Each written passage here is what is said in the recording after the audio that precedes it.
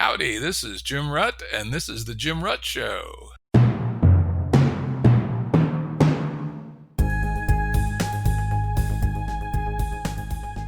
Listeners have asked us to provide pointers to some of the resources we talk about on the show. We now have links to books and articles referenced in recent podcasts that are available on our website. We also offer full transcripts. Go to jimruttshow.com. That's jimruttshow.com.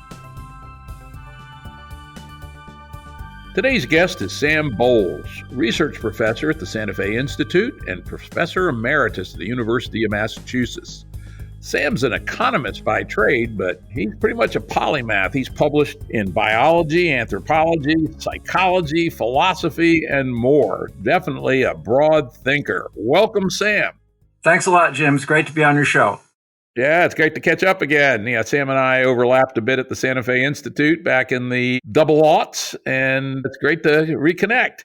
Today, we're mostly going to focus on his book, A Cooperative Species, Human Reciprocity and Its Evolution, which he co-authored with Herb Gintis.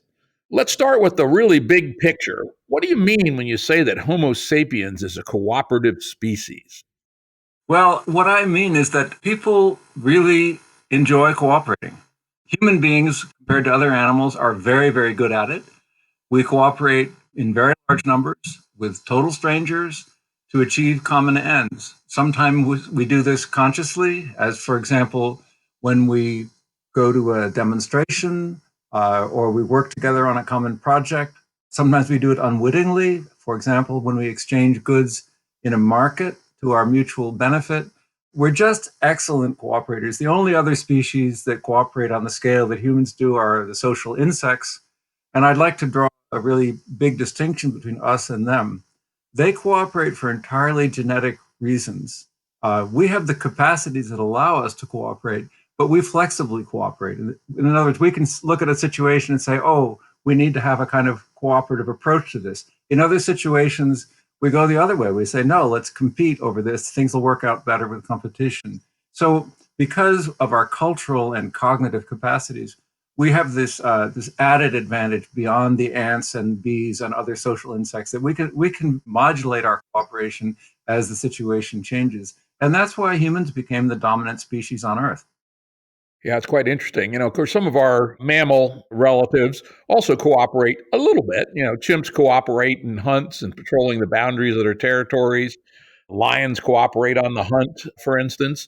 A lot of animals cooperate in grooming behaviors and other kinds of, reciprocal kinds of transactions. But certainly humans cooperate at a scale that dwarfs all of those. I like to sometimes give the example of, nope, chimps aren't going to create a Boeing 787 anytime soon. How many years and people and distance that goes into that cooperation. Or another example I like to give is the LIGO gravity wave experiments, which took 30 years and happened on 3 different countries, et cetera, or even science itself, a cooperative engine that's now 300 years old. It is something that is indeed probably the superpower for humanity. That's right. I couldn't agree more. Yeah. Now let's define a couple of terms that we're going to use a fair amount here that may not be something that's in the toolkit of all of our listeners. The first is the idea of a free rider. What's a free rider? Well, a free rider is a person who profits or benefits by someone else's cooperation or someone else's generosity with herself or himself. So, for example, imagine a couple of students working on a biology project. They're going to get a common grade, and one does all the work and the other one doesn't. Well, the one who didn't work is called a free rider. Yep. This will come back up again and again in our discussion today. And the other is a little bit more specialist, but discount rates. What's a discount rate?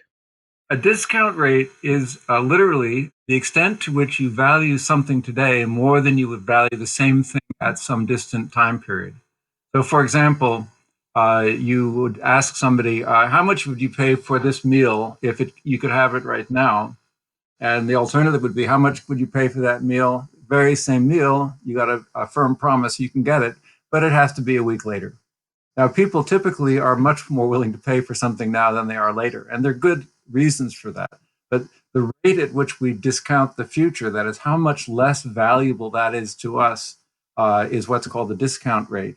And that discount rate is it's a subjective thing. It's how we feel about the future, but it also has biological and other roots that are not simply subjective. Yeah, and of course it varies by person and circumstance. A person's on the verge of starvation, it's going to have a very high discount rate for a cheeseburger now versus cheeseburger a week from now, but a overfed American may have a very different discount rate. Yeah, the evidence on that is really astounding. Most animals have extremely high discount rates, meaning the stuff now is really important and the stuff down the road is not so important. Now, part of that is because the likelihood that they're going to be around later is less than it is with humans because most animals don't have the longevity of humans. So, obviously, one reason why you might discount the future is you're not going to be there, or you don't think you're going to be there. And the other reason is you're just myopic. You can't imagine how much you're going to enjoy that meal in the future because of our incapacity to think of things in a visceral way if they're removed from us either by distance, spatial distance, or over time. Yeah, it's also possible, the cognitive science, an area that I actually do some work in, is that the cognitive science of temporality, of time, humans have a pretty good sense of time. Even pre-literate humans, non-mathematical humans, have a fairly decent analog sense of time. It's not so clear how much time sense other animals have. It may be something that came pretty late to the day in evolution. So they literally just may not be able to do anything like a realistic comparison. Everything gets overwhelmed by the current signal, and the future is essentially meaningless. You don't have the machinery for temporality. But anyway, let's hop in now to the material we're going to cover from the book. And one of the things that I've always found very interesting is while we talked about Boeing 787s and the LIGO gravity wave experiment and science, all of which are artifacts of our modern world, the nation state epoch, etc. Cooperation goes all the way back as far as we know. What can you tell us a little bit about how cooperation worked in the pre-chiefdom era during the hunter-gatherer or forager period? Well, we know, or at least we can guess intelligently, quite a bit about that. If you find evidence that a species, it could be human beings, it could be Neanderthals, it could be any species which is engaged in hunting large packages of meat, for example, like other large animals, it's a pretty good bet that people who hunt big animals are cooperating. And the interesting thing about that is it's not primarily because you have to hunt them in large numbers. It's that when you get one, it's a lot of calories and you don't have a fridge. So you have to have some way of sharing the stuff around. So the economics of hunter-gatherer survival is males hunt large animals often, or other large packages like large collections of honey. They rarely find them. For example, among the Hadza in East Africa, the likelihood of a hunter getting anything when they go out is 3% per trip. I've gone out with them, and I can tell you that we didn't get anything. Now, so there are two things about that you then face. You're not going to get anything most of the days. Therefore, you have to be able to share somebody else's meat. And the other thing is when you do get something, you can't really use it. And I said you don't have a fridge. Well, that's the first problem. You couldn't keep it. And secondly, you don't have the capacity to defend that large, whatever it is, kudu, wildebeest, or a large animal against the others if you tried to keep it from them. And, keep in mind, something like a kudu, a large ungulate in Africa, I mean, that's something like 1/3 of a million edible calories of meat. So that's a huge amount of food. So we think that our ancestors, hunter-gatherer ancestors, did a lot of big game hunting and cooperated. And we also see some evidence of their constructing things which help them cooperate, like large traps and devices to lure animals or guide animals into some place where they can catch them. The last thing that is a little more indirect. There's very little evidence that our ancestors had hierarchical social structures like governments or kind of status hierarchies. They seem to have been a rather egalitarian lot, at least among family units. If that's the case, they had to have some other way of governing. These were small groups, not as small as is sometimes supposed, but they probably had something like maybe 50 members or some number like that, counting all, so a 3-generation group. And it could be smaller sometimes of the year.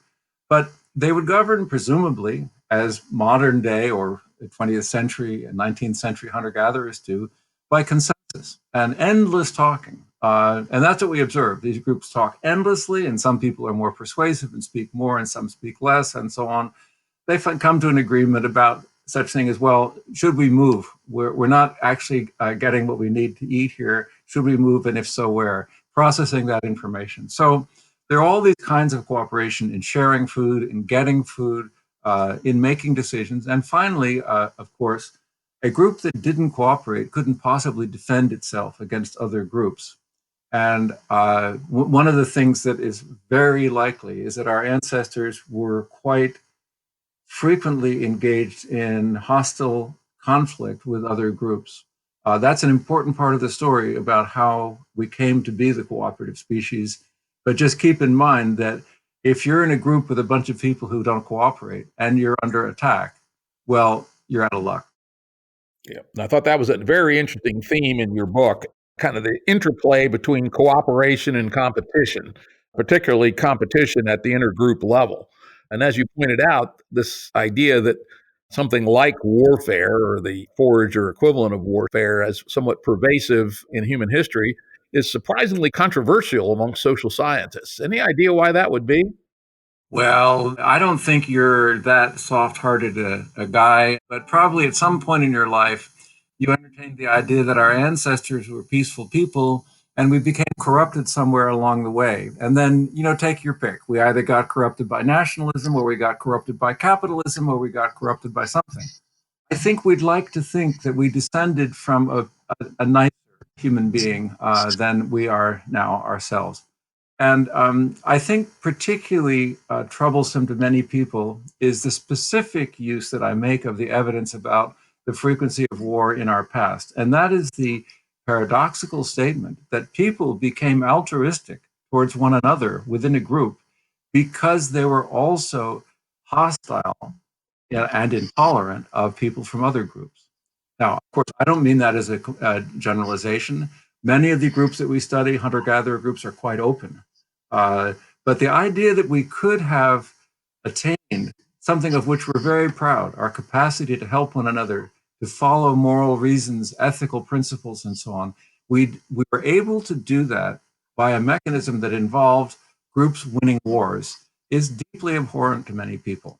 And of course, I have been often criticized, sometimes by people who are scientifically engaged in this research, many times by people who are quite understandably disappointed to hear the bad news that we became altruistic because wars were frequent in our past. Yeah, you provide some very strong data. The death rates from warfare or near warfare in many of the civilizations that you quote the data on are, in the sort of the 5% to 40% of the mortalities were from conflict. They go, holy shit, that's, worse than World War II, right? Pretty much. Yeah, well, I mean, if you look at in Europe, the century in which the most people per capita on a per capita basis died in warfare was the 17th century. Our hunter-gatherer ancestors, if I'm right, they averaged about maybe 14% of the deaths were from warfare. I mean, everybody has to die from something, right? So you can calculate, well, did you die in warfare? Did you die, asleep or in some other way?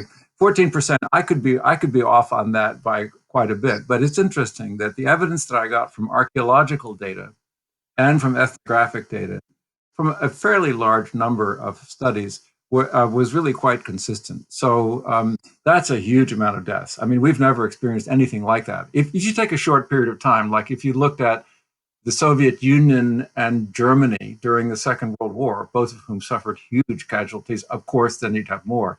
But that's cherry picking. I mean, take a long swatch like a century and you won't find anything like that. So yes, our past was a warlike past. And I don't say this to say that we were disposed to be warlike. I mean, think of the conditions. In the past, up until the last 11,000 years, the climate was extraordinarily volatile. You had shifts of 10 degrees centigrade over a period of 1,000 years. I mean, just for reference, we're deeply, deeply worried now about a shift of 2 degrees centigrade. Had some big shifts even shorter than that. Now, imagine what that means. As the weather changes and it gets cooler or warmer, and of course other things change too, the animals on which you subsist move, and you've got to move too. Now, how much do you move? Well, you have to move huge distances. To accommodate the kind of climate shift that I just mentioned would involve taking a trip on foot from Cape Town on the southern tip of Africa all the way up to Mombasa on the Kenyan coast, almost up to Ethiopia, Somalia. So that's how much we would have to migrate north and south to accommodate those temperature changes. On the way, you meet other groups who are also looking for a new place to live. So our past was not that, okay, we have this place over here and two valleys over, you're there, and that's been that way for 5 generations. Yeah, sure, occasionally we have a little dust up about something. No, that wasn't it at all. We were all on the move looking for a good place. So not too surprising that conflicts were almost certainly frequent during our past. Yeah, I thought it was very interesting as you talked about the hunter-gatherer forager epoch. You quoted my friend Chris Boehm quite a bit. I love his book, Hierarchy in the Forest, which I've told him he really should have titled Anti-Hierarchy in the Forest, where he goes into great detail the adaptations, social adaptations, and probably social biological adaptations that our forager ancestors accomplished to essentially create that egalitarian style of management that you talked about. Talk about that a little bit.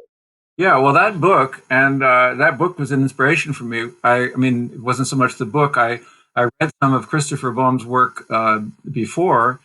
Because I didn't know Chris, and of course, I hunted him down, and we spent a lot of time together talking about those issues. Now, Chris's idea is this: that humans are very good at making sure that people don't rule over us or boss us.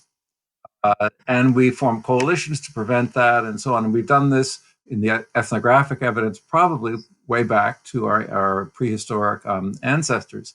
Now, what he says is the case is, for example, suppose you don't have a government, but you have a rule that everybody's supposed to work hard at hunting or gathering, and then you're supposed to share stuff.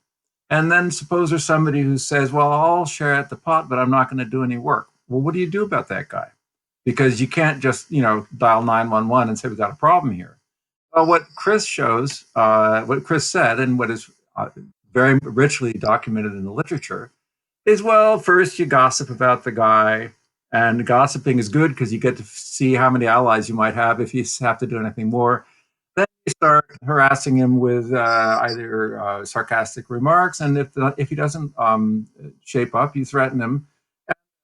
Chris Boehm and others have shown, in many cases, you actually assassinate people who don't abide by the rules.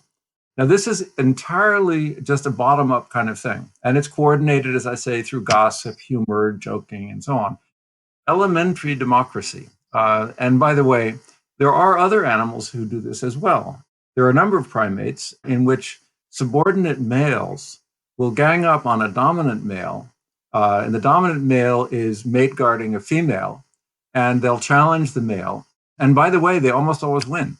That is, the coalitions of lower down members of the same species, baboons, for example, they're very good at working together, and then they have sexual access to the female. So what Chris thinks is that long before we were biologically modern humans, there was the beginning of this process of cooperation in our ancestors that we now see in full flower in the process of democracy, the notion of individual rights, collective decision-making by majority rule, and so on.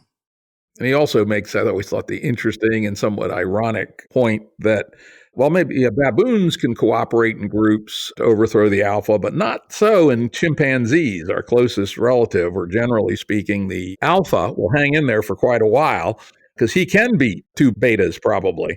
However, as Chris points out, 2 human betas with spears can certainly kill the alpha human. And so the development of weaponry may well have been the tipping point that allowed humans to escape our biological heritage of dominance hierarchy, as in chimps and even to a lesser degree bonobos, and establish this much more egalitarian way of living.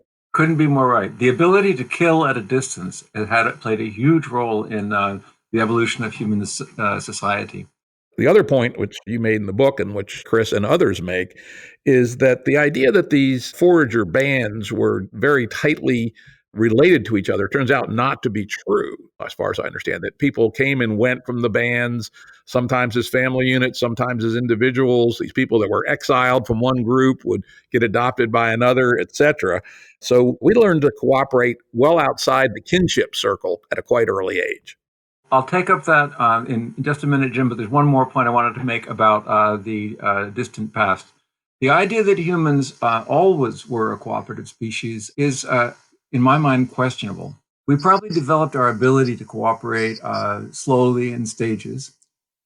Some people have thought that it probably had to do with the development of our capacity for language, and that certainly is part of it, to lay down what are some of the expectations. But there's a big event in human prehistory, which is the peopling of the entire world, of the entire human world, by some groups from somewhere in Africa. People used to think the Rift Valley. Now people think it could be somewhere along the Indian Ocean coast in South Africa near Classy's River. But what happened was really astounding. Somewhere between 60 or 45,000 years ago, again, it's debated, a small group, could have been a couple of hundred, left Africa and started to spread and reproduce, coming fairly quickly into Europe, eventually eliminating the Neanderthals only after some time, getting as far as Australia in no time. I mean, 10,000 years later, they were populating Australia. And remember, there's very large bodies of open water between, say, the Indonesian islands and Australia. So what did these people have that made them, all of a sudden, they burst onto the world and populated the world pretty quickly?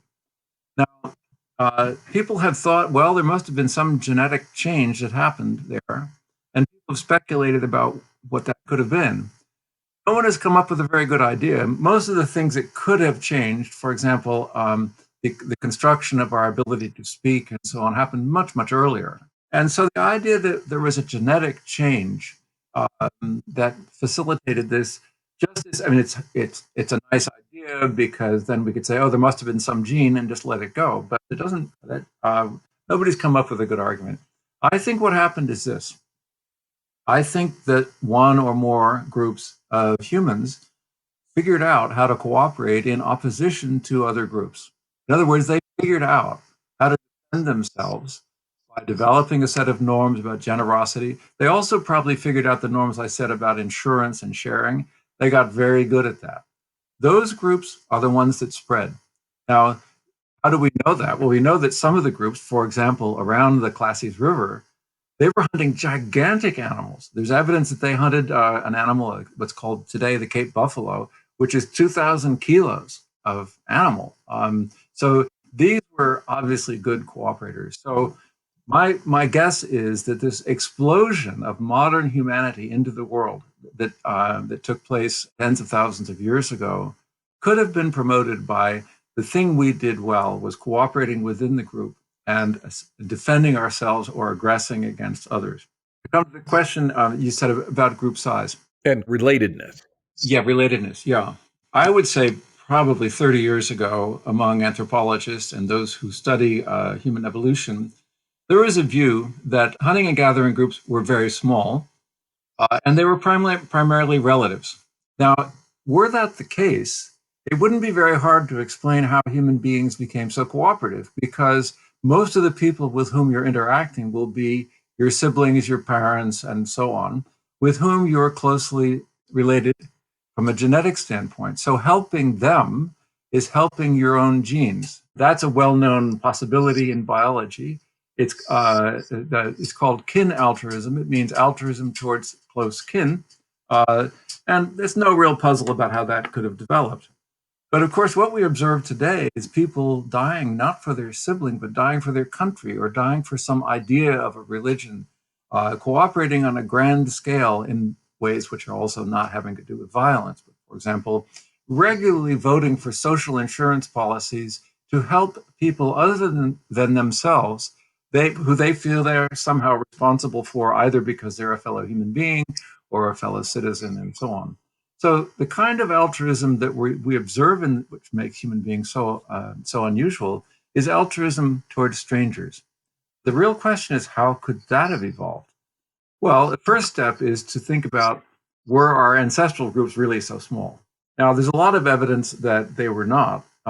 If you look at the size of what are called demes, or a band, the average size in a group of studies that are of groups that could have been our ancestors is that the size of the band was 26 people. That's neither small nor large, but that band then would, of course, meet with others in the summer. They'd have kinds of larger groups and so on. Now, we've been able to study in detail, for example, if you have some pictures of all 540 members of some language group in Latin America, and then you go around to each person and you say, have you seen this person? Have you ever hunted with them? Have you ever exchanged goods with them? Even rather unusual things. Have you ever joked with them? In one case, they even asked, did you ever tickle each other? I don't know, probably tickling is a big thing with them. And what was remarkable is that in this group, the Aceh, there was a tremendous amount of contact between people. So the effective amount of people you're dealing with is really quite large. So that then poses the problem. People are helping each other, even though they're not related, or not related very closely. That's the problem that I set out to try to figure out many years ago. It seemed to me a puzzle. And I had always been interested in how humans come to want the kind of things that we want. In economics, we say that has to do with the evolution of preferences. And in biology, we tend to talk more about behaviors. But I wanted to know how that changes over time. So I thought, well, that's a really hard problem, isn't it? And that's when I started asking around, well, who's ever studied this thing? And that's when I met Chris Bohm, and that's where I met Marcus Feldman, who's also associated with the Santa Fe Institute, and Robert Boyd is also associated with the Santa Fe Institute. And that's what really kicked off this project. How could altruism have evolved? Now, the reason why it's a hard problem is really pretty simple. Helping someone else at a cost to yourself. That's the definition of altruism. Okay, why would that not evolve? Well, just think about it. Suppose we're in a group of 20 people, and 19 of us are altruists. We're all helping. And there's this other guy who's not helping. So now he's going to be not bearing any cost and getting all the benefits. That means in the very long run, he'll have more resources because he's not bearing those costs. For example, he's not going out on the hunt, therefore he's not risking being injured or being killed and so on. So that person who's the non-altruist, the selfish one, will have a higher likelihood of reproducing than will the ones who are being cooperative. So biologists have expected that what would happen in a group is that eventually the free riders, that is, the non-cooperative ones exploiting the cooperation of the majority in that group, they would take over. And I think that's a pretty good argument. That is, in every group, you would expect to see the non-altruists doing well, unless there's some other mechanism to punish them and so on. At face value, they're going to have an advantage. So since the 1960s, most biologists have thought it just was impossible for an altruistic trait to develop except for altruism towards children, close kin, siblings, and so on. There was an idea, it's been around for a long time, it's called group selection. That somehow groups might do better if they had more altruists in them. And therefore, if most of the altruists are in groups which have a lot of altruists, then it could help. But in the 60s and 70s and 80s, biologists came to the conclusion that, well, yes, it could in theory, but it could never work out in practice. Just empirically, it was unlikely that this group competition could be a sufficiently powerful force. But here's how it could work. Suppose in every group there are some altruists and there's some non-altruists, and as I say, the non-altruists are kind of taking over. But occasionally two groups meet and they have a contest for resources, maybe a war or some kind of conflict. And the one that has more altruists in it tends to win because they cooperate more, or perhaps because as cooperators in hunting and so on, they're better fed. So if the cooperative groups win, then then they would populate the site of the group that they just defeated. Their population would grow. So that's a counteracting force. But what it comes down to then is that there's a horse race between the within group selection, which is eliminating the altruists, and the between group selection, which is eliminating the non-altruists. It's just a question of which of those is going to go faster. And that's roughly where things stood in the 60s, 70s, and 80s. People said, well, yeah, that's right, but there's no way in the world that this competition between groups could be as powerful a force as the natural selection going on within the groups. And that's what piqued my interest. It's sometimes an advantage never to have been a grad student or an undergraduate major in a field that you get into. Because I didn't know what a stupid idea group selection was. I thought it sounded pretty reasonable to me. It will be a little bit like, suppose you started studying economic policy today, but you'd never gone to undergrad economics and never gone to grad school in economics. Well, you probably wouldn't know that tariffs were really a stupid idea. You wouldn't know that free trade had to be the way to go. So you would start looking at, in some cases, some countries have done pretty well using tariffs. Other cases, it didn't work. You might approach it with an open mind. So I looked at group selection and I said, well, there are two things that are required for it to work. One is that wars have to be frequent. Okay, we can tick that box already. And it has to be, of course, that the ones who are more cooperative win. I think that's pretty plausible.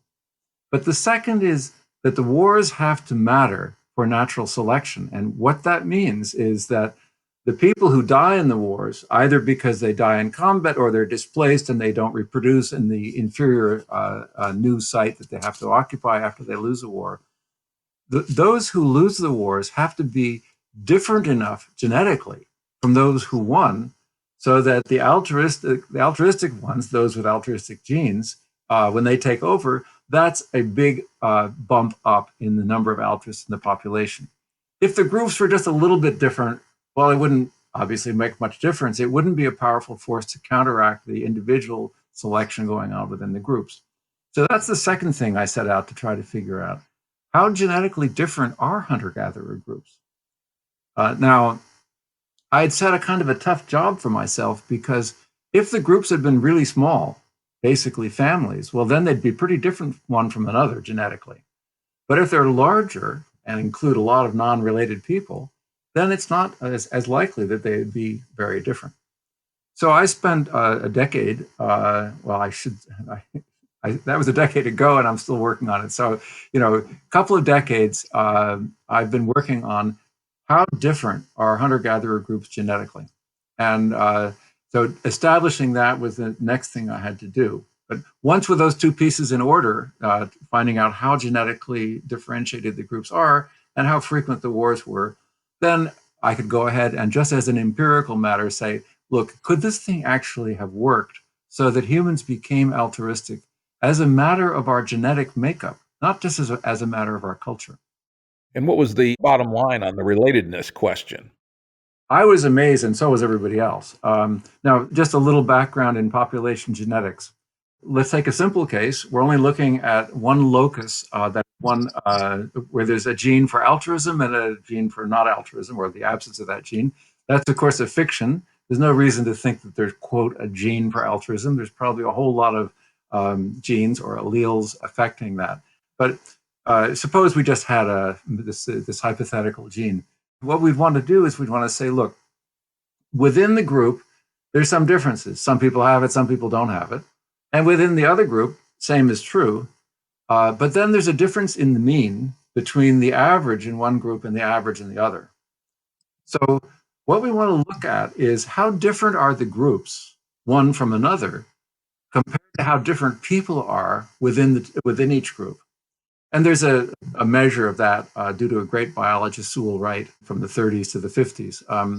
Now, that measure of genetic differentiation can be measured on ordinary genes. And so, fortunately, starting in the 40s, 50s, and 60s, in hunter-gatherer populations around the world, people had been collecting blood and doing genetic analysis.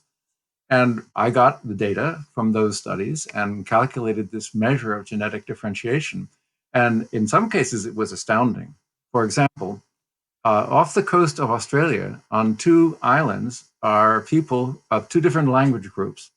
You can see the islands from each other, and both of them used to go to the mainland, and I suppose they may have intermarried. It couldn't have happened very often, however, because the level of genetic differentiation between the people of these 2 islands was of the same magnitude as the level of genetic differentiation between either one of those and groups in Siberia, for example, and far, far distant places. So there was something going on which meant that groups were maintaining some genetic separation sufficient so that groups really were very different. Now, that's turned out to be controversial because it's an essential part of showing that group selection can work.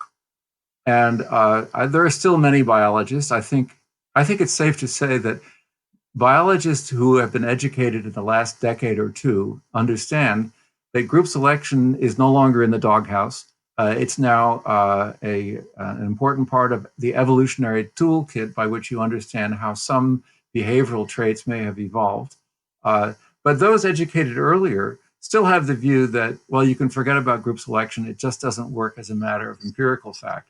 And that's why I published a series of papers in the Journal of Theoretical Biology, in Science, in Nature, in a total of 3 or 4 papers in Science, also the Proceedings of the National Academy of the US. I had to publish these things in the top journals of the scientific fields because they really were quite surprising. But I think I don't think that, I think both the frequency of war and the separateness of the groups is something which is we can be reasonably confident of.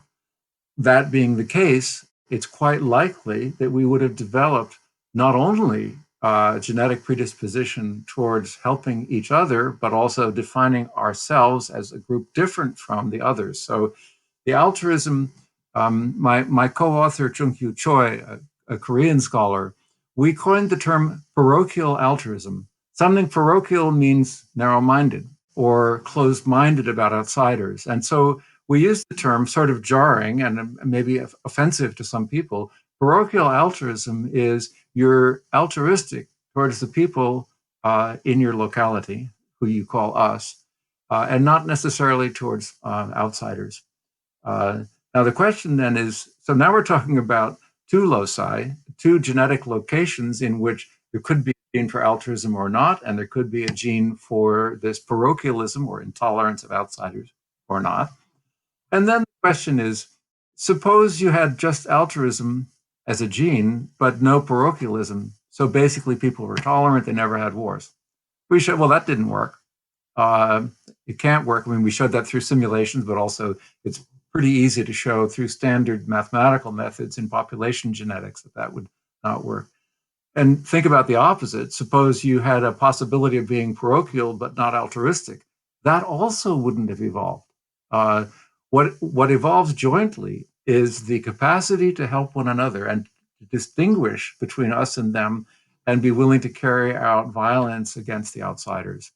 Now, that's a kind of a remarkable thing. That is, there could be, this is called coevolution, these 2 traits of humans. Now, if you ask me, well, do you know that we're genetically predisposed to be either altruistic or parochial? No, of course I don't know. There is no evidence of any such gene. What I was doing and what I've been doing for the past, I guess, 3 decades is trying to show that the arguments about how there could not be a genetic predisposition towards altruism are false. Whether there is or not is another question. I was simply trying to clear the decks and to eliminate the, I think, false biological arguments that human beings could not be genetically predisposed to altruistic behavior towards each other. Now, the other thing about the limits of this population genetic reasoning is the following.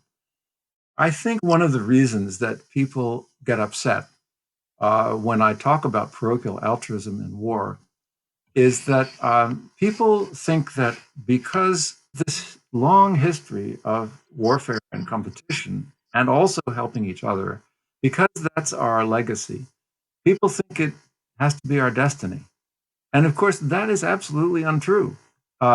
Human beings are a cultural animal, and we've shown tremendous capacities to change how we behave towards each other, to completely reboot. Now, that's a wonderful thing about humans. I'll give you a couple of examples. So the idea that we have genetic capacities, if we do, to be parochial, simply means, oh, better watch out for tribalism, because that could be just below the surface. I completely agree with that. But it can be contained. But think of all the other things that are just below the surface. For example, sexual desire towards a stranger and the desire to have sexual pleasure just because it's pleasure. Well, we just don't do that. But you think we don't have a genetic predisposition to have sexual pleasures? Of course we do. And it doesn't even come up. It doesn't even come up except for psychopathic people and rapists and so on. That's what culture does. It says there's certain things that you'd like to do genetically, which you just don't do. Exactly. It's Hume's is ought thing, right?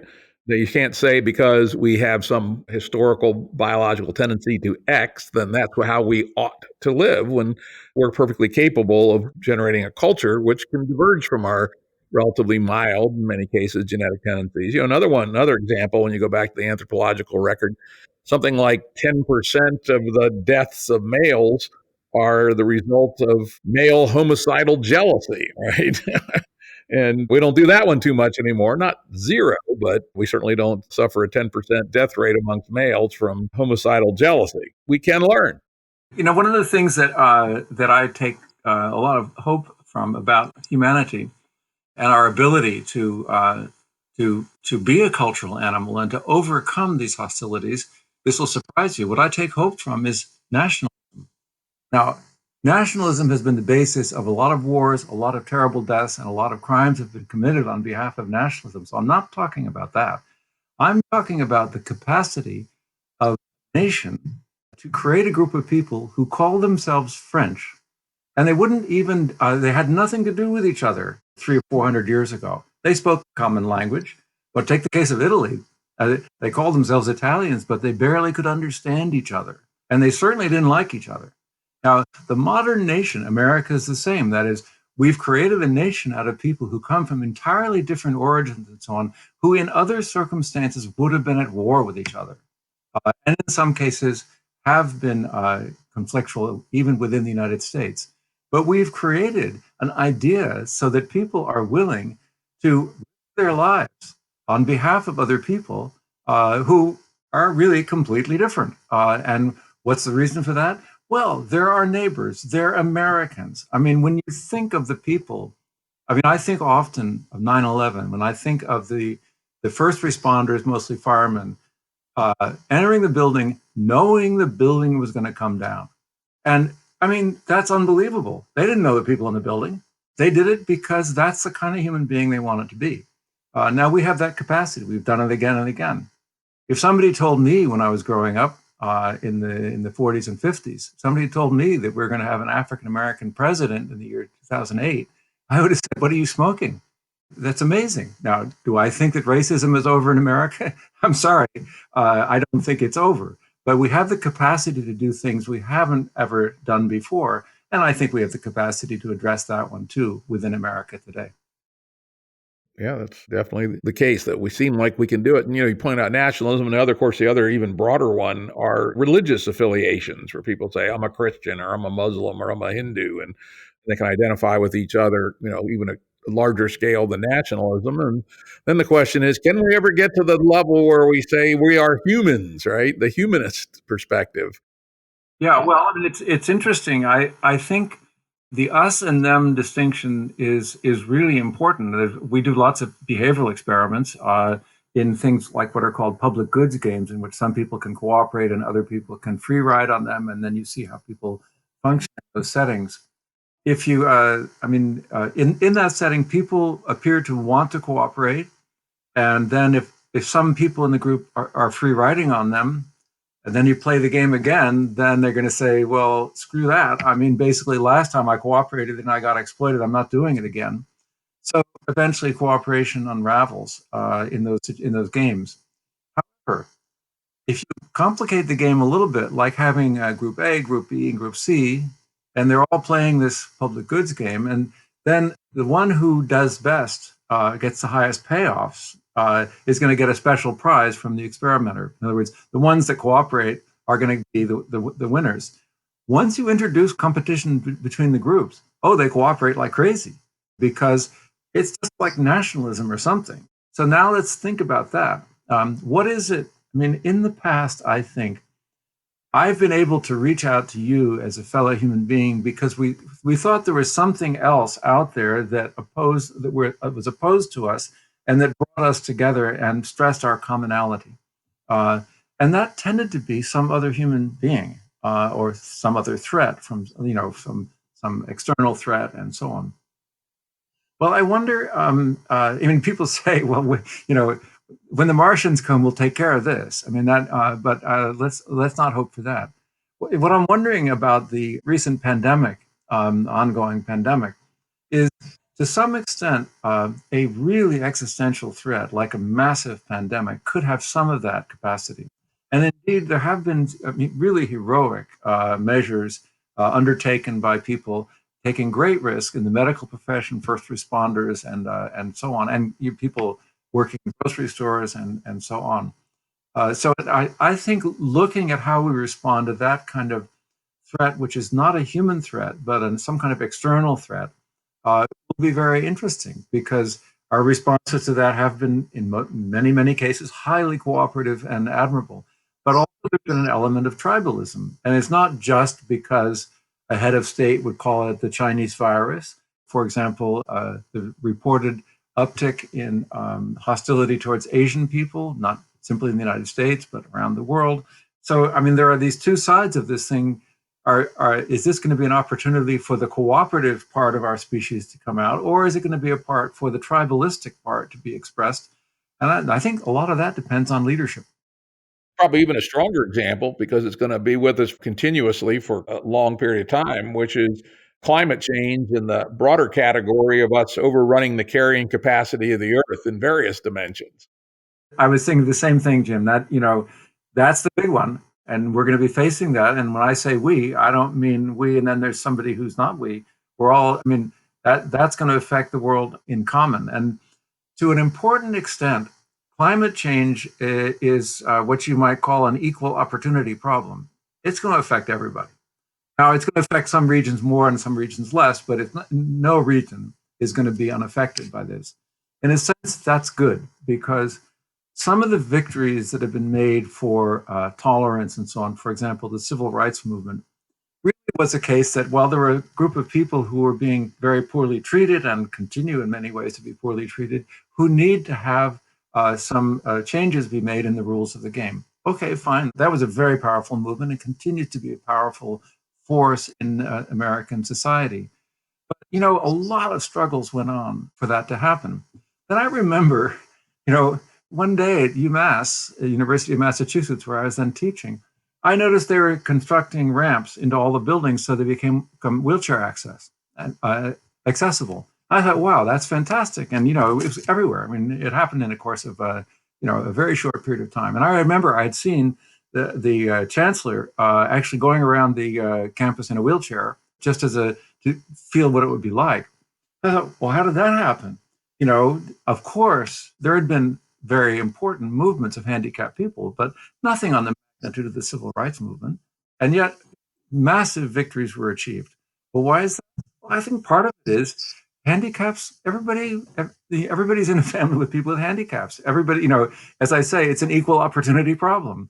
Nobody's exempt, and therefore everybody has the capacity to put themselves in the shoes of some other person and say, oh, gee, I can see what that's like. They don't even have to think it could have been me. I think people are generous enough to just put themselves in the shoes of somebody else and say, oh my God, that would be really horrible if I couldn't get into that classroom. Yeah, we've got to do something about that. So I think maybe climate change will bring out the cooperative capacities and our ability to put ourselves in other people's shoes because there's going to be no group that really escapes the effects. Although tragically, some of the poorest groups in the world will bear the heaviest. Yeah, that's what unfortunately it looks like. Well, we've kind of popped up to a very high level discussion, which I had in my notes for later, but let's now go down to kind of a low level of analysis, which you go into quite a bit in your book, and I know in some of your published papers as well, where you have used relatively simple but insightful games with people in various cultures that teased out how people think and how they are both similar and different, to what degree they cooperate, to what degree they compete, etc. Let's talk about those a little bit.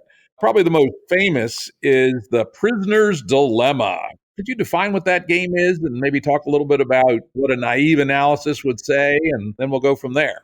Great. The story about the prisoners is that there are two guys walking down the street in an affluent neighborhood and they're arrested and they have housebreaking tools on them. That's really the only evidence that the officers have. And so they interrogate them separately. Each person is told, if you'll just admit that you were burgling, well, your partner will be put away for a long period of time, but you'll get off after a year. And suppose each of the prisoners thinks, well, if none of us confess, then we're going to get out. But if the other one confesses, if the other one rats on me, I'm going to get stuck, and so on. Well, the structure of the game is that the best thing for you is to rat on the other guy, because whatever he does, you're better off ratting on the other guy. That game really sort of posed a big problem for people who said, okay, so if neither of you confess, you're both going to go away for 2 years. If I rat on the other guy, I go away for 1 and he goes away for 4. And if we both confess, we both go away for 4. Well, I mean, obviously, I'm going to rat on him because I'm better off ratting on him than I would be no matter what he does. So that game is kind of a problem for people because it's so paradoxical. I mean, students really have to puzzle over it. The thing that's best for both of them, they shouldn't rat on each other, is something which neither will do, independently of what the other one does. Now, of course, the understanding here is they can't come to some agreement beforehand that would be binding on them.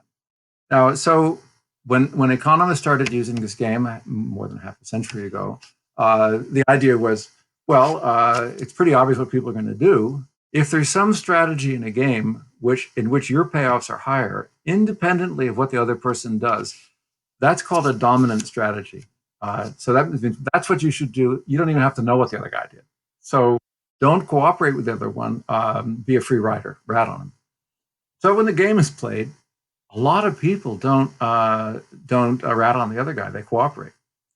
Instead of cooperate is called don't rat on the other guy, and defect is called rat on the other guy. So when the game is played, a very substantial number of people just don't defect. And very often they jointly don't defect and they get off. Or they get a light sentence. So now why is that? Well, it's interesting. If you play the game sequentially, so one person plays first and then the other person plays, you get a very interesting result. So suppose you're in this game and you and I are playing, and let's say I'm selfish, but I happen to know that you're a kind of, you think reciprocally. You're kind of a person who will, you're kind of tit for tat. If Sam screws me, well, okay, I'm going to take him to the cleaners. Great. I know that about you. I'm not a nice guy like you. I'm just watching out for myself. I think about this. Okay, well, let's get out of the prisoner situation and just talk about some cooperation game. If I cooperate, then you're going to say, hey, Sam's a nice guy. I'm going to cooperate too. And if I defect, you're going to say, Sam's a jerk. I'm going to defect on him too. Okay, well, that reduces the game to just 2 possible outcomes. One is we both cooperate, and the other is we both defect. So obviously, I'm the first player in the game. Even though I'm entirely selfish, I'm going to cooperate.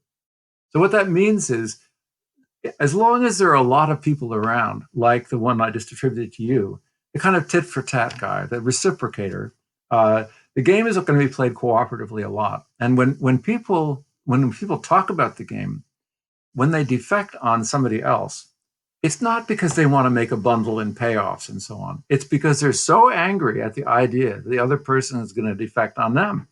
So That game suggests that the fact that that game wasn't played the quote right way, according to economists, game theorists, was a kind of a wake-up call. But the real breakthrough in economics came in the 80s and 90s. I should say to my colleagues from sociology and particularly psychology, a lot of what economists discovered through behavioral economics in the 90s, in the 80s, 90s, and later about human cooperation and about how we're not routinely selfish and amoral, psychologists and sociologists have been saying all along. So it wasn't really big news to a psychologist if an economist came along and said, oh gosh, I just discovered that human beings are not always selfish and sometimes we're ethical and we often care about others. But this was news in economics because mostly economists don't read psychology and sociology or anthropology. So they were not aware of those experiments that were done and the observations in other fields. But in the 80s and 90s, a set of experiments happened which really blew the lid off. And it was not a prisoner's dilemma. It was what was called an ultimatum game. And this game is really clever. Here's the way it's structured. It's a sequential game, so there's a first mover. Suppose I'm the first mover and you're the second mover. The experimenter gives me a pot of money, and you know how much that is. It could be $100, it could be $1,000. I'm not kidding. Or it could be $10. I mean, it's been played for large sums, small sums. So suppose the pot, which is what I got, is $100. Then the experimenter instructs me, and you hear these instructions. I now have the ability to send to you some part of that. I can send 0, I can send 100, I can send anything in between. But here's the hitch. If you don't accept what I send, we both go home with nothing, pockets empty. If you accept it, that's what you get. Okay, now think like a game theorist. I'm the first mover, what should I do? Well, if you're an economist and you think everyone is selfish, here's how I reason. Well, okay, I'm selfish, Jim is selfish. It means Jim will accept a penny, because a penny's better than nothing. If he rejects the penny, he gets nothing. So why would he ever reject a penny? So I'll offer him a penny and he'll accept, and that'll be the end of the game. And I'll go home with 99.99. Guess what? The game is never played that way. Never, ever, ever. Here's what happens when people play the game. The offers from me to you are usually about 40 to 50%. The most common offer is 50%. Offers below a quarter, I keep $75, you get $25. Offers below 25 are not very common. And here's the important thing, they're frequently rejected. Now, okay, when you think about that, well, the thing that's striking to start off with is you think, oh, Sam was really generous. He gave, let's say, the modal offer 50. Well, that's not that interesting. I gave 40, or I gave you 40 and kept 60. Why would I give you so much? Mine must be generous. No, not I must be generous. I just must be prudent because I know you're going to reject something. So I'm just trying to figure out what's the most I can get if I'm selfish. The interesting fact is not what I do, which is, to give you 40 out of the 100. It's what you do, which is you reject 25 if you think it's unfair. Because you just paid $25 to punish me, and you got nothing. You could have had 25, but you went home pockets empty, just so that I would go home with my pockets empty too. Now, that's amazing. It happens again and again and again. And even when large sums are on the table, people are willing to say, no, I'm not going to accept that. These games are played all over the world among students. And sure enough, everywhere, whether it was Beijing or Ljubljana or Pittsburgh, and the games are very, very similar. So sort of no one ever published this, but just in the conversations I was having among my colleagues and people doing these experiments, well, wait a minute, maybe we're not genetically selfish. Maybe we're genetically generous or ethical or fair-minded. And look at how common all these results are. Some colleagues and I, anthropologists and economists, got together and we said, that doesn't sound right to me. I really don't think this is just because everybody's the same all around the world. Anthropologists, as you know, make a living by studying how cultures differ. If they didn't differ, they'd be out of work. And so it wasn't that hard to find a group of fantastic anthropologists and also game theorists and others. And we met and put together this group. And we went into the field. I mean, the field. I mean, we went to places it took 2 days to get to in a canoe in the Amazon. We went to places where we had hunter gatherers or herders, farmers around the world. And we played the Ultimatum Game. Of course, we had to adapt the games so they could be done with illiterate people and so on. And we worked out a pretty good way of doing that. And we paid for large, I mean, we played them for large sums of money. Basically the pot that we were using would be roughly the equivalent of a day's work, day's wages. In most of these cases, they didn't have any wages, but what the wages would have been in some nearby town or something. So the stakes are high enough.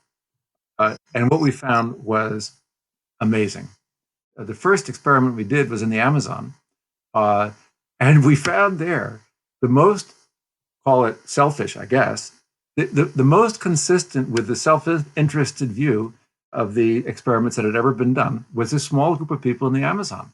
The offers were incredibly low. The average offer wasn't 50 or 40%. It was more like 23%. And out of 70 people with these very low offers, only one offer was rejected. And you would never see that in Pittsburgh or in Beijing or Tokyo.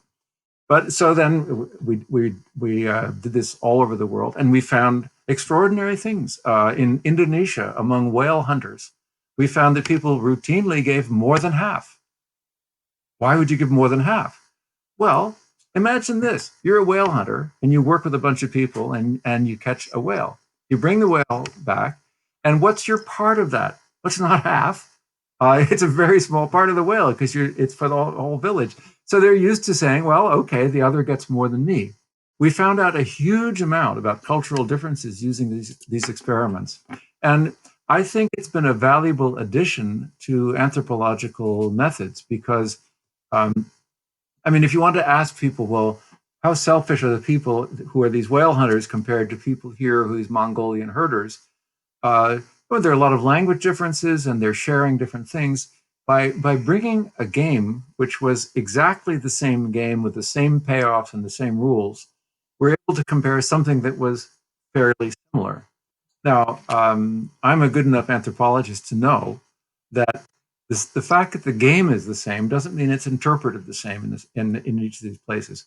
But it's a start, and we think it's, as I say, it's not going to substitute ethnographic work and cultural analysis, but it's a tremendous aid because we've been able to sort of see that there really are big cultural differences. And, what you've probably already figured out is that what we found is that where people rely on cooperation to make their living, like the whale hunters, tremendous amount of sharing. And where people are basically independent, like the slash and burn farmers in the Amazon that we studied, it's much more likely they'd be individualistic.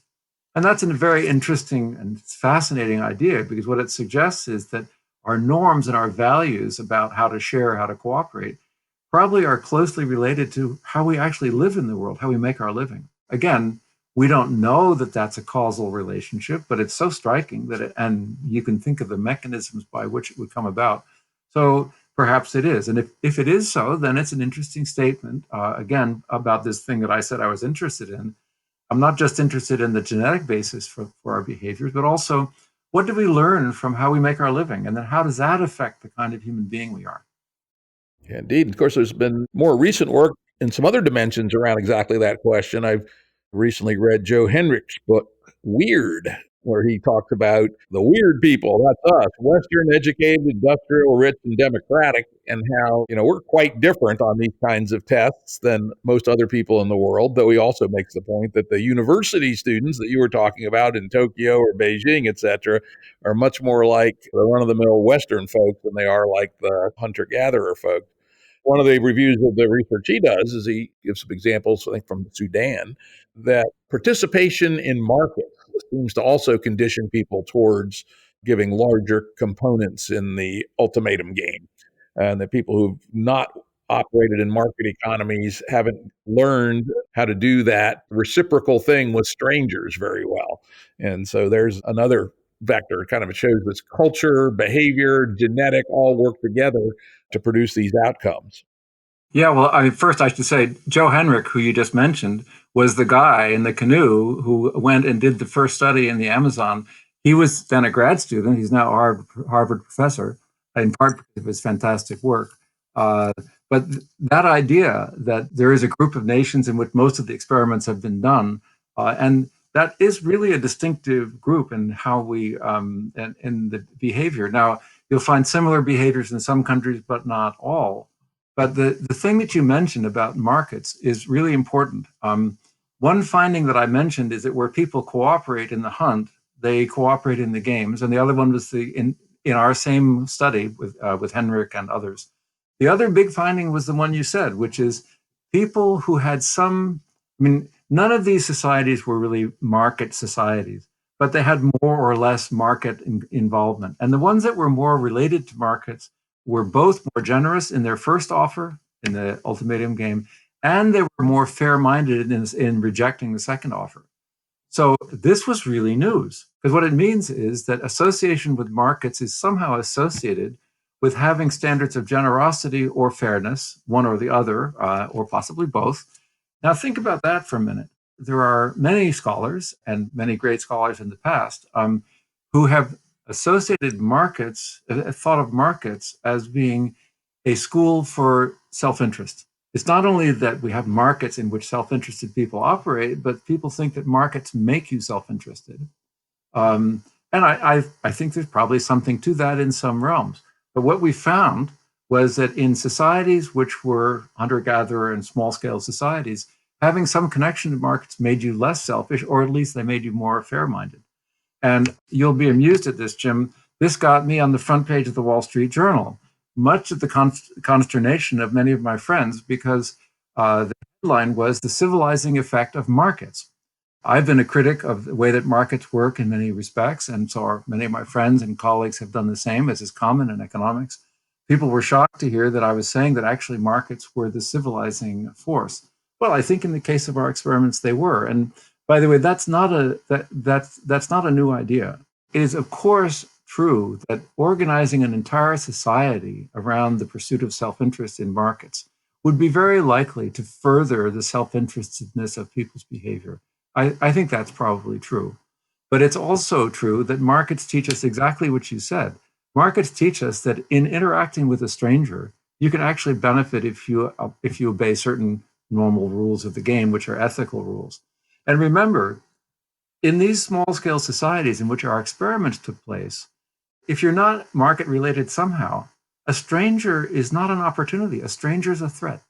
They're not part of your community. You don't know what's going on. You really can't be sure. But what a market does is it inures you to the idea you can routinely exchange goods with somebody whose name you don't know, you may never see again, and you both benefit.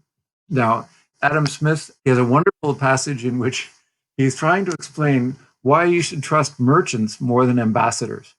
And the argument is, well, the merchant you have to keep coming back to the merchant, and if he treats you badly, well, that's going to be the end of it.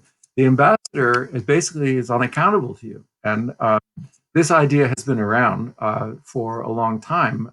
Voltaire visited the stock exchange in England, and he has this wonderful passage. He says, "What's going on here? We have Anabaptists, and we have Catholics, and we have Presbyterians, and we have Muslims, and they're all exchanging stuff, and they're cooperating. After work, one goes out for a drink, the other goes to the mosque. How can it possibly be?" So these people, he said, the only person they would call an infidel is somebody who goes bankrupt. I like it. I like it. And, I think there's an important aspect of economics which most people aren't aware of, which may well be what's driving this condition, which is called consumer surplus. Most people think that markets are dog eat dog, all about exploitation, and they certainly can be, particularly where we have market failures. But basic microeconomics shows us that other than the last person that was willing to buy X, most people that buy X are actually willing to pay more for X than it actually sells for. And you draw the curves, you have the nice little triangle, which is the consumer surplus. So most of the time, when we're outside of conditions of market failure, like monopoly or stringent licensing laws, et cetera. Most people should be happy with market exchanges and that they're getting more than they would in theory be willing to pay for. And that idea of consumer surplus is surprisingly little known in the general population. Yeah, it's an important concept, and I mean the basic fact about market interactions is that, with a few exceptions which are reprehensible, market interactions are voluntary. Now, if they're voluntary, it means that both people expect to gain, and so there's some gain to be had. And the question about how markets work, or more generally, how the rules of the game of society work, has to do with making sure that all of these possible mutual gains are exploited somehow. That means avoiding market failures. And secondly, then finding a way that those gains can be shared between the producers and buyers and so on. So there are two parts to every exchange. The exchange happens because of the potential for mutual gain. But then there being a mutual gain, the question is who's going to get it? So, for example, in the case you said, the first person who bought the first thing, well, he benefited a lot. He valued it for a lot more than the price and so on. Now, if the seller can price discriminate and figure out how to charge everybody the maximum thing that they would pay for it, then it's not going to be the consumer surplus. It's going to be the seller's surplus. So that's just an example to say that this opportunity for common benefit is always mediated by the rules of the game that we're playing. And very often, people institute rules of the game to try to make their slice of the pie larger in ways that make the pie smaller. And that's an ongoing problem in society. We have to find a way to exploit the gains and then to share them fairly enough so that the game can go on. Absolutely. In fact, I will confess, back in my hard ass businessman days, I was a bit more analytical than most. I used to try to educate my folks on the theory called map the demand curve, which is exactly that, to figure out how we can price discriminate. It's not easy, but if you can figure out how to do it, it's a hell of a good way to make some money, more than you should. But Well, and also, I mean, I don't mean to exculpate you for your bad old days, but if you could have perfectly price discriminated, charging from everyone the maximum that they would pay, um, then even if you were a monopoly, you would have avoided the market failure, because essentially the reason why a monopoly is a market failure is because the monopolist has to sell at the same price to everybody. And if they're liberated from that, they're going to keep on selling down to where the last guy is just willing to pay a penny more than the cost of producing the last good. And then there's no market failure, but of course, then the monopolist gets all the gain. yeah, that's the interesting thing, because it's certainly not good from a public welfare perspective, but it's very profitable if you can do it. Let's hop back up to prisoner's dilemma a little bit, because you mentioned this idea from Adam Smith about the ambassador and the merchant. And I was going to move on to it, and we were talking about prisoner's dilemma, but I think now we'll hop back up to it, which is in the work on prisoner's dilemma, the next step was talking about iterated prisoner's dilemma, where instead of just doing it once, you assumed a game where people played prisoner's dilemma many, many times, and you could then even build into a agent-based model some ideas about wins being used for reproduction, et cetera.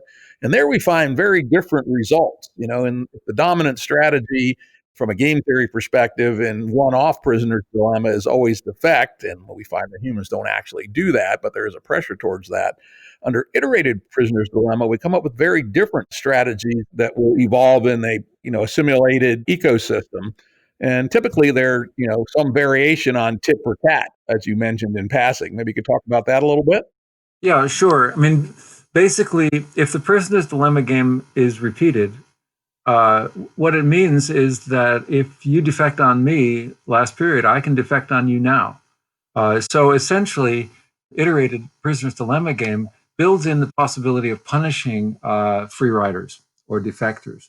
And I mean, that was Adam Smith's argument. Basically, the merchant who treats you badly, the merchant and you are engaged in a repeated prisoner's dilemma game, the ambassador and you are not. And that's why the merchant is more likely to be ethical than the ambassador, according to Smith.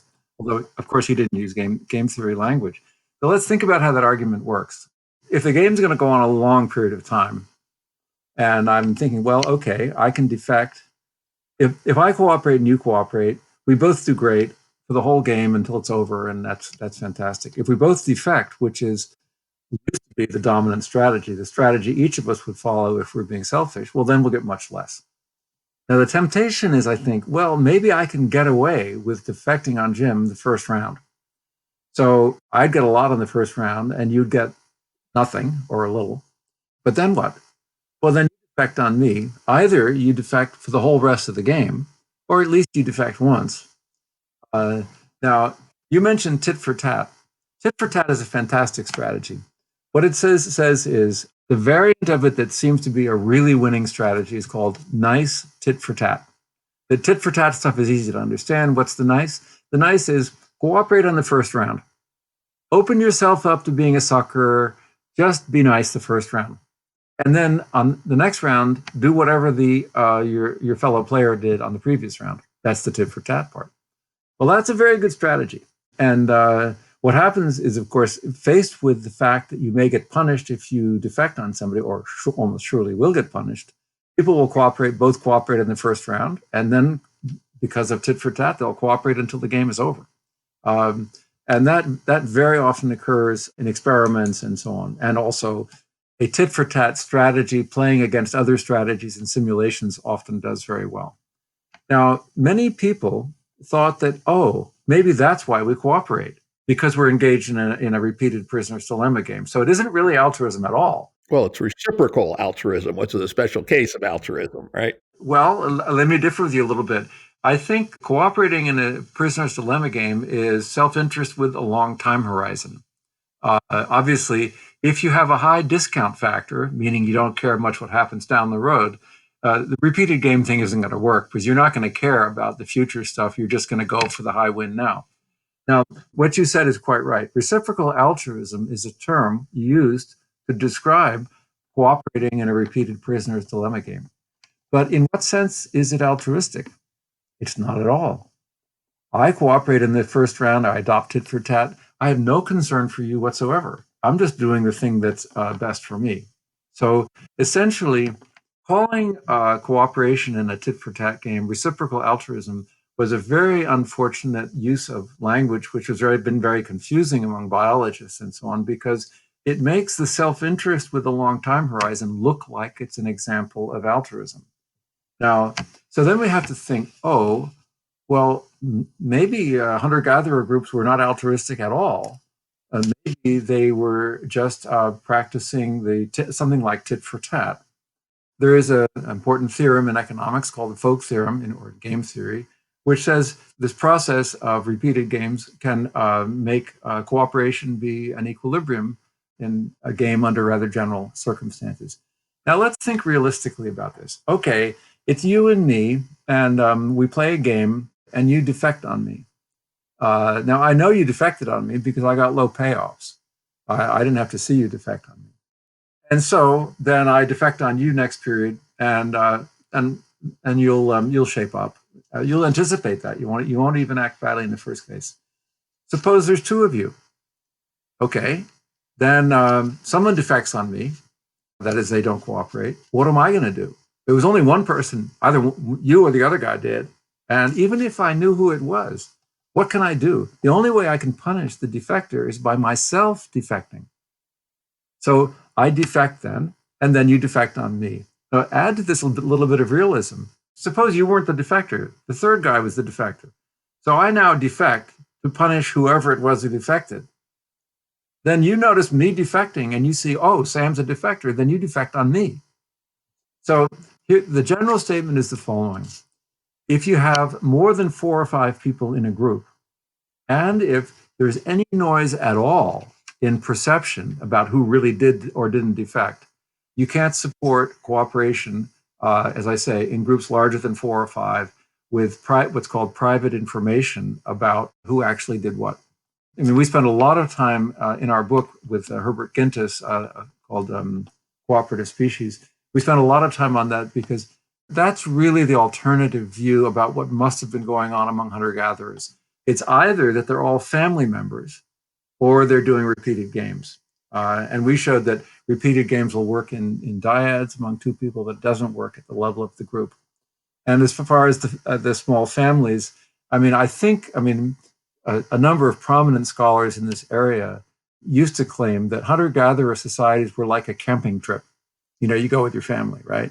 And I think that view is kind of out. And that, plus the fact that this repeated game argument doesn't really work for large groups with noisy information, means that something like altruism, genuine altruism, willingness to pay a cost to help others, is probably part of how hunter-gatherers cooperated.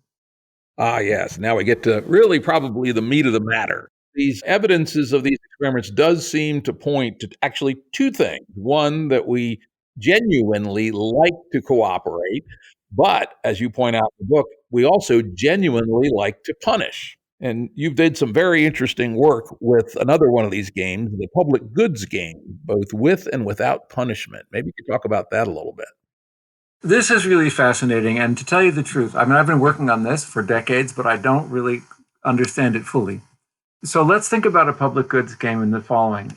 A public goods game is just a prisoner's dilemma played with many people, more than two people.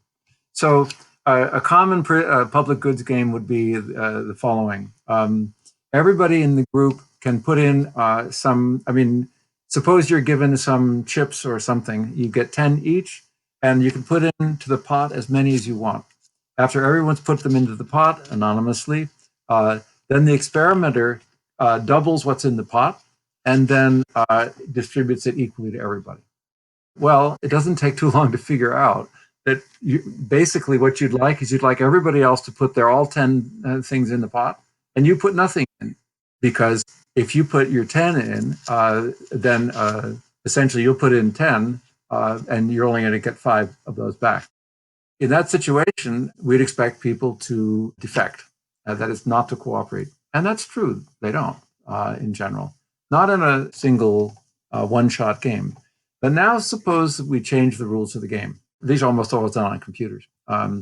So in the first round, we all contribute or not, do whatever we want.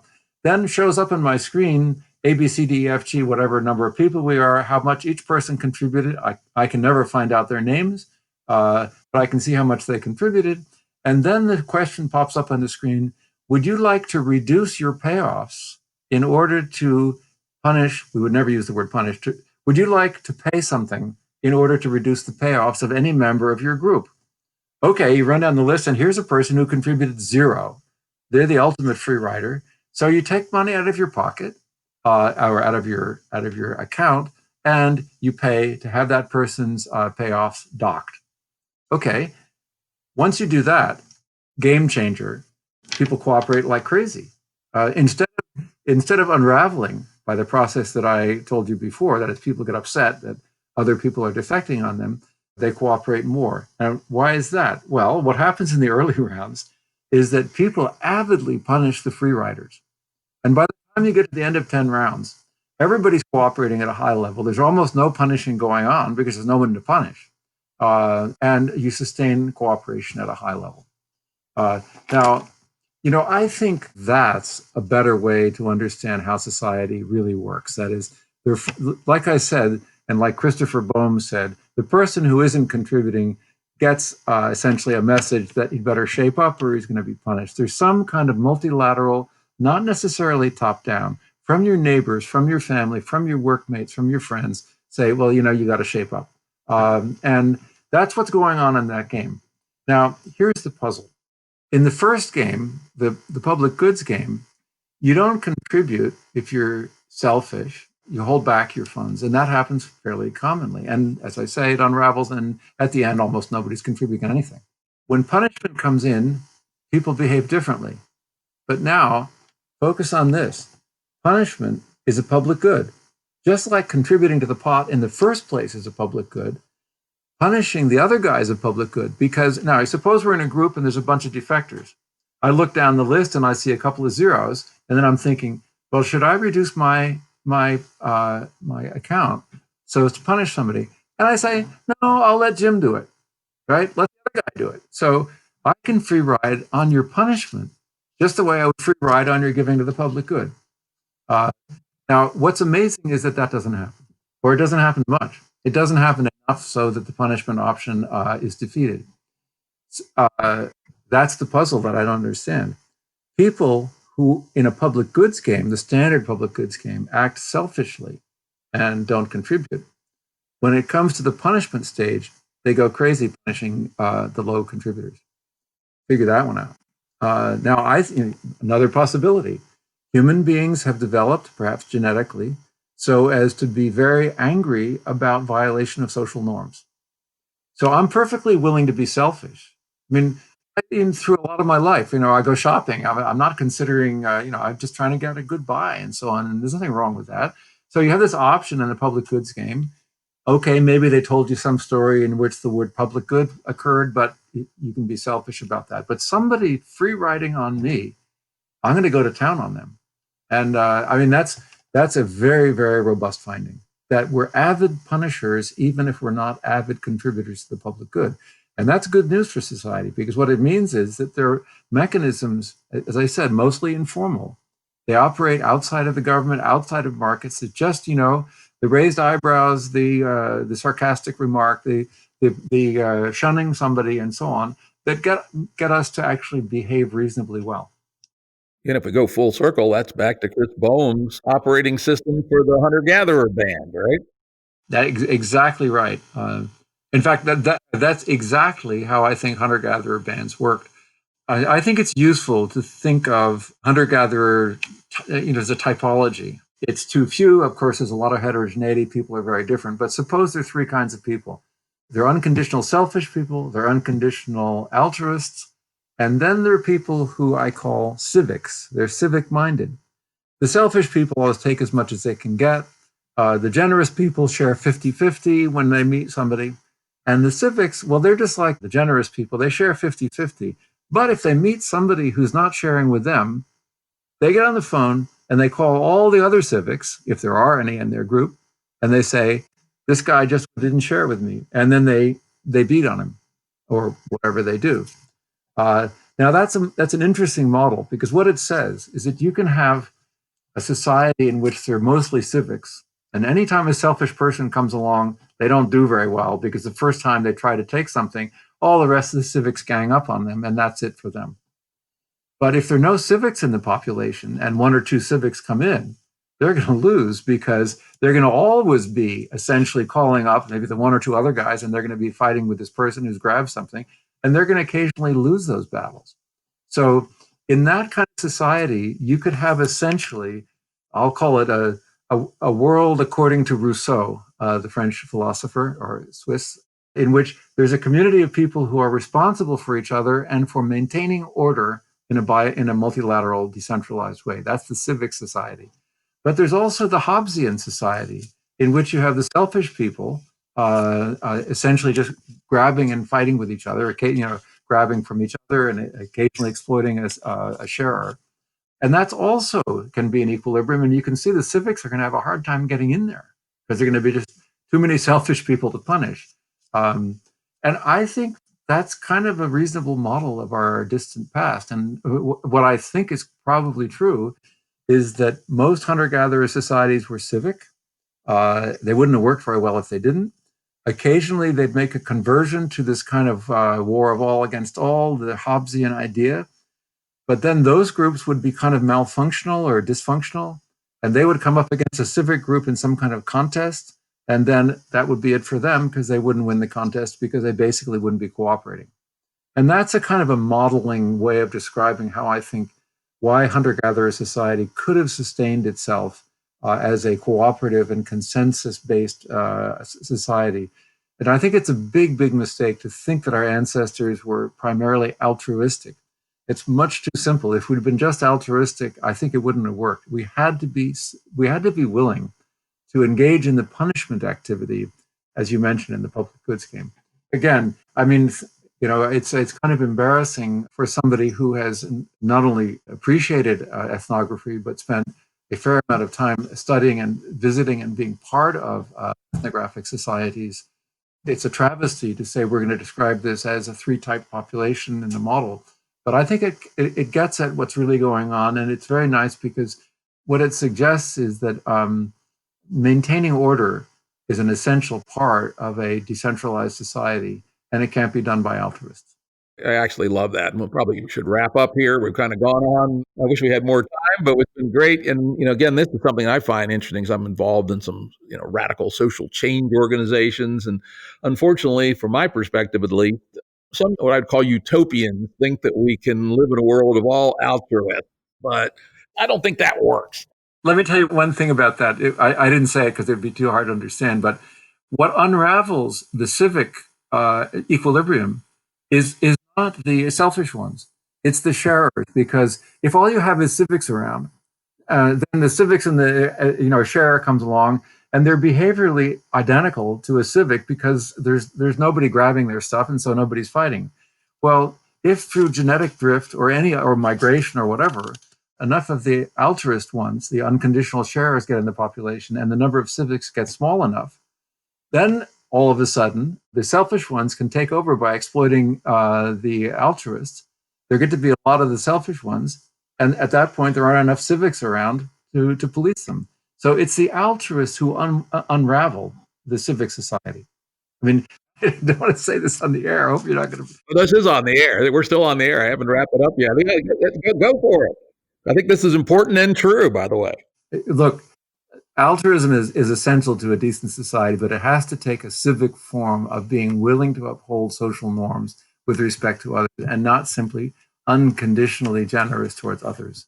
That is, I don't think that a kind of unconditional altruism is a model. I mean, I appreciate very much altruistic people, but I don't think that's the behavioral basis by itself of a good society. I strongly agree. Let's wrap it right there. Thanks, Sam, for a wonderful show. Yeah, I enjoyed it a lot. Production services and audio editing by Jared Janes Consulting. Music by Tom Muller at modernspacemusic.com.